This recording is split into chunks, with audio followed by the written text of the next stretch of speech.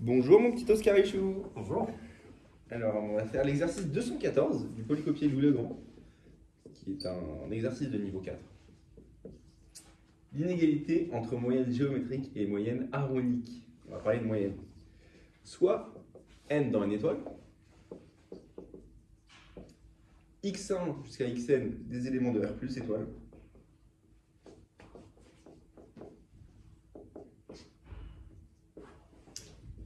on définit la moyenne harmonique des xn, qui est le réel h tel que 1 sur h, soit la moyenne arithmétique du n-uplet Oui. 1 sur xn en gros. Ok, du coup, oui, ok, vas-y. En d'autres termes, h est égal à n sur la somme pour i allant de 1 à 1 à n, des 1 sur xi. Très bien. En appliquant le théorème 7, on s'en fout, au terme 1 sur xn, montrer que h est inférieur à la moyenne géométrique des xn. Donc, je rappelle la moyenne géométrique, du coup, c'est le produit i allant de 1 à n des xi. Et qu'il y ait égalité si et seulement si les xi sont tous égaux. D'accord, bon, quelle égalité? Ouais, égalité. D'accord, bon, du coup, on va réécrire ça de façon plus correcte. Du coup, n sur la somme des n, donc i allant de 1 à n, des 1 sur xi, ça, on veut que ce soit inférieur ou égal à la racine nème du produit i allant de 1 à n des xi. Donc, pour procéder à cette démonstration, l'indication qui nous a été donnée dans l'énoncé, qui est celle-là, donc une moyenne arithmétique, je crois qu'il faut utiliser AMGM, du coup l'inégalité entre moyenne arithmétique et géométrique.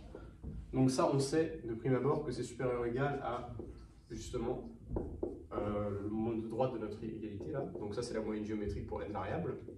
Non, pardon, ça va être, vu que c'est 1 sur xi, ça va être supérieur ou égal à ça. Donc, c'est un peu compliqué ce problème, mais du coup, on a cette inégalité. Et du coup, en fait, on remarque, juste comme ça, que si on inverse, donc on va inverser, on change le sens, on a n sur la somme des 1 sur xi, qui est inférieur ou égal à, donc c'est 1 sur la racine nème du produit i allant de 1 à n des 1 sur xi. D'accord.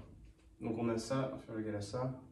Du coup, si par magie on pouvait prouver que ce nombre de droites était inférieur à celui-là, eh bien, on pourrait prouver l'inégalité. Du coup, maintenant, on va donc s'atteler à prouver ça. Donc, 1 sur la racine nème du produit i allant de 1 à n des 1 sur xi, inférieur ou égal à la racine nème du produit i allant de 1 à n des xi. Du coup, pour détailler, en fait, ça, parce qu'il faut détailler pour certains, mais du coup, en multipliant là, par les demandes par le dénominateur, ici, on va avoir, vu qu'on est dans la même racine nème, on va avoir la racine carrée du produit i allant de 1 à n des 1.